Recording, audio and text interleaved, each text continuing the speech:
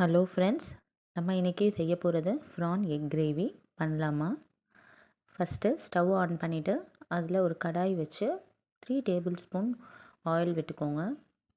Next ஒரு 3 ஆனியன்ஸை பொடியாக நறுக்கி அதில் சேர்த்துக்கோங்க. ஆனியன்ஸை சேர்த்துட்டு நல்லா ஃப்ரை பண்ணிக்கோங்க. ஆனியன்ஸ் நல்லா கோல்டன் ப்ரௌன் ஆகிற வரைக்கும் நம்ம ஃப்ரை பண்ணணும். கூட கொஞ்சம் கறி லீவ்ஸும் ஆட் பண்ணிக்கலாம்.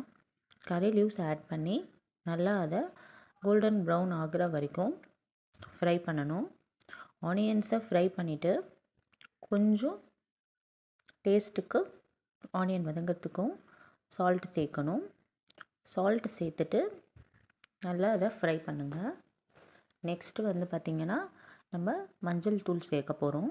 ஒரு 1/2 டீஸ்பூன் மஞ்சள் தூள் சேர்த்துட்டு இது நல்லா ஃப்ரை பண்ண ஆகிற வரைக்கும் ஒரு மிக்ஸி ஜாரில் ஒரு 3 தக்காளி நல்லா அரைக்கிற மாதிரி பொடியாக கட் பண்ணி அதில் சேர்த்துக்கோங்க. 3 தக்காளி சேர்த்துக்கோங்க. 3 ஆனியனுக்கு 3 தக்காளி கரெக்டாக இருக்கும். நல்லா கிரேவியாகவும் நமக்கு கிடைக்கும். தக்காளியோட மிளகு ஒரு ஸ்பூன் சேர்த்துக்கோங்க. மிளகு கூட சீரகம் ஒரு ஸ்பூன். சீரகம் சேர்த்துட்டு அதனோட சேர்த்து கொஞ்சம் ஒரு 1/2 டீஸ்பூன் கொஞ்சம் ஒரு கலருக்காக சில்லி பவுடர் நம்ம சேர்த்துக்கலாம். தனி மிளகாய் தூள் ஒரு 1/2 டீஸ்பூன் சேர்த்தா போதும். அதோட 1/2 டீஸ்பூன் சேர்த்துட்டு கொஞ்சம் சோம்பு நம்ம சேர்க்க போகிறோம். சோம்பு ஒரு 1/2 டீஸ்பூன் சேர்த்தா போதும். அது சேர்த்துட்டு சோம்பு சேர்த்துட்டு இதை ஒரு கொஞ்சம் நல்லா ஃபைன் பேஸ்ட்டாக இதை கிரைண்ட் பண்ணி கொஞ்சம் கூட கறி லீவ்ஸும் சேர்த்துக்கோங்க. சேர்த்து ஒரு ஃபைன் பேஸ்ட்டாக இதை கிரைண்ட் பண்ணிக்கோங்க. நெக்ஸ்ட்டு ஆனியன் வதங்கிருச்சு. இஞ்சி பூண்டு பேஸ்ட்டு சேர்த்துக்கலாம். அதுக்கப்புறம் நம்ம அரைச்ச இந்த விழுத தக்காளி பேஸ்ட் இருக்கு இல்லையா, அதை சேர்த்துட்டு ஒரு 1.5 ஸ்பூன் அளவுக்கு நம்ம வீட்டில் அரைச்ச குழம்பு மிளகாத்தூள் இருக்கும் இல்லையா, அதை சேர்த்து நல்லா கிளறி விட்டுக்கலாம். இது நல்லா கிளறி மிளகாத்தூள்லாம் போட்டு வெந்த உடனேயும் அதில் நம்ம எறாவை சேர்த்துக்கலாம். நம்ம வாங்கி நல்லா அழகாக க்ளீன் பண்ணி வச்சுருக்க ப்ரான்ஸை சேர்த்து நல்லா அதை வதக்கி விட்டுக்கலாம். ஃபுல்லாக வதக்கினதுக்கப்புறம் சால்ட்டு செக் பண்ணிவிட்டு நமக்கு டேஸ்ட்டுக்கு தேவையான அளவு உப்பு சேர்த்துக்கலாம். உப்பு சேர்த்து நல்லா வதக்கின உடனேயும் ஒரு 1/2 கிளாஸ் தண்ணி ஊற்றிக்கலாம். ஏன்னா நம்ம எக் சேர்க்க போகிறோம் இல்லையா, நம்ம ஒரு 4 எக்ஸ் கிட்டே இதில் சேர்க்க போகிறோம். ஸோ எக் சேர்க்க போகிறதுனால கொஞ்சம் தண்ணி இருந்தால் எக்ஸ் வேகிறதுக்கு கரெக்டாக இருக்கும். எக்ஸை உடச்சி ஒன்று ஒன்றா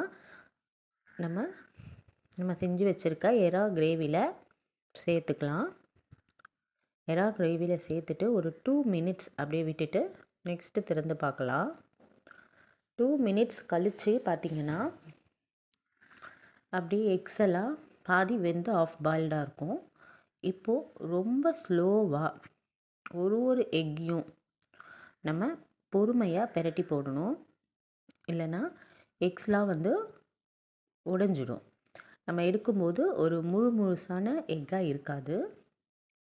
ஸோ ஒரு எக்கையும் ரொம்ப பொறுமையாக நம்ம திருப்பி போட்டுக்கலாம்.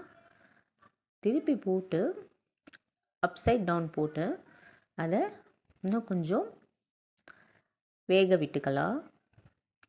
இது வேகிறதுக்குள்ளேயே இந்த தண்ணியெல்லாம் பார்த்திங்கன்னா நல்லா வதங்கி சுண்டி போயிருக்கும். ஒரு கிரேவி கன்சிஸ்டன்சிக்கு வந்திருக்கும். இப்போ நமக்கு ஒரு பச்சை மிளகாவை ஸ்லிட் பண்ணி அதில் சேர்த்துக்கலாம். கொஞ்சம் கொத்தமல்லி தூவிக்கலாம்.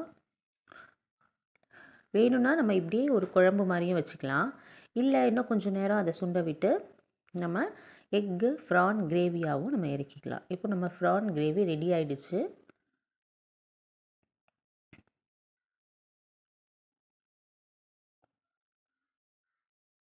ரொம்ப சூப்பரான எம்மியான ப்ரான் எக் கிரேவி இப்போ ரெடி ஆயிடுச்சு. இது ரொம்ப சூப்பராக இருக்கும். நீங்கள் சாதத்தோட, இட்லி, தோசை, சப்பாத்தி இப்படி எதுக்கு வேணாலும் நம்ம வச்சு சாப்பிட்லாம். ரொம்ப அருமையான ப்ரான் கிரேவி. இதை பிளேட்டில் சர்வ் பண்ணிக்கலாம். நம்மளோட எக் ப்ரான் கிரேவி சூப்பராக ரெடி ஆயிடுச்சு. ரொம்ப சுட சுட பார்க்கவே ரொம்ப யம்மியாகவும் இருக்குது. பார்க்க மட்டும் இல்லை, சாப்பிடவும் ரொம்ப சூப்பராக இருக்கும். ட்ரை பண்ணி பாருங்கள், என்ஜாய் பண்ணுங்கள். Thank you so much. வீடியோ பார்க்குறவங்க லைக் பண்ணுங்கள், ஷேர் பண்ணுங்கள் அண்ட் சப்ஸ்கிரைப் பண்ணுங்கள். தேங்க்யூ.